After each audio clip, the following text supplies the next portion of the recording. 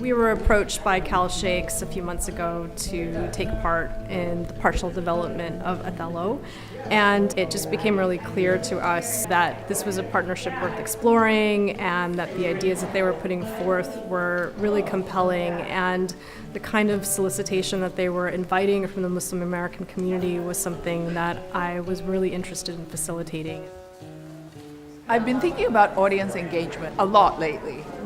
And this is a brilliant case study on how to do it. And I think this is the power of Shakespeare. I mean, giving it relevance. You can take this anywhere, and it works on so many levels.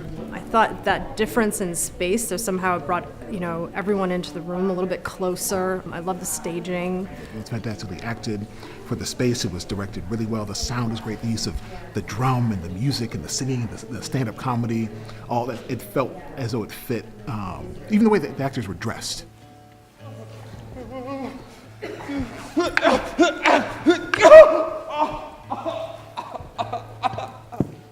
I thought it was very powerful, and it's certainly very different seeing it live in front of you than to read it on paper.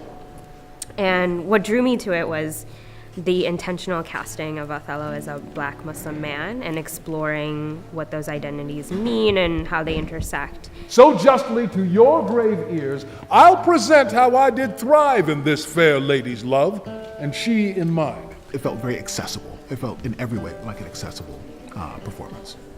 Her father loved me, oft invited me, still questioned me the story of my life from year to year, the battles, sieges, fortunes I had passed. I ran it through. You're seeing the intersection of patriarchy and sexism and white supremacy all coming together, where they're having this conversation about, women are never capable of doing such things.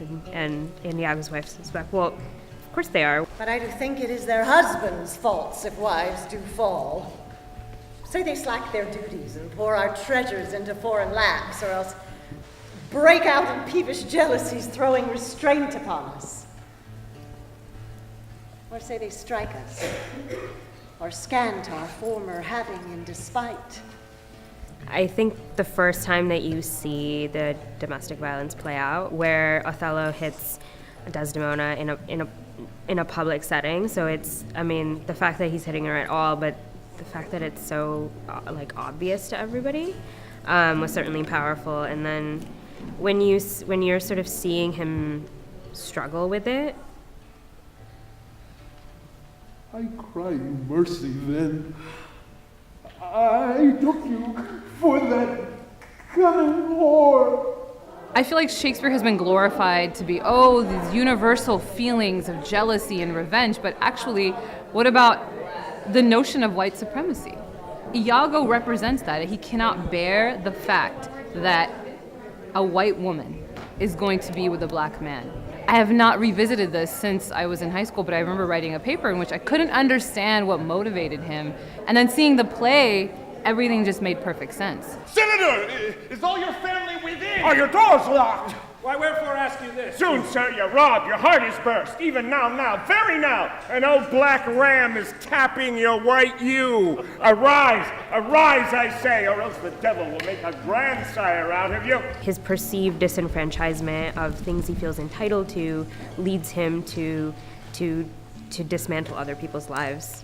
We never discussed this in schools. To this day, I don't see this conversation happening. I teach in a high school, and we aren't having these conversations, and that's going to change.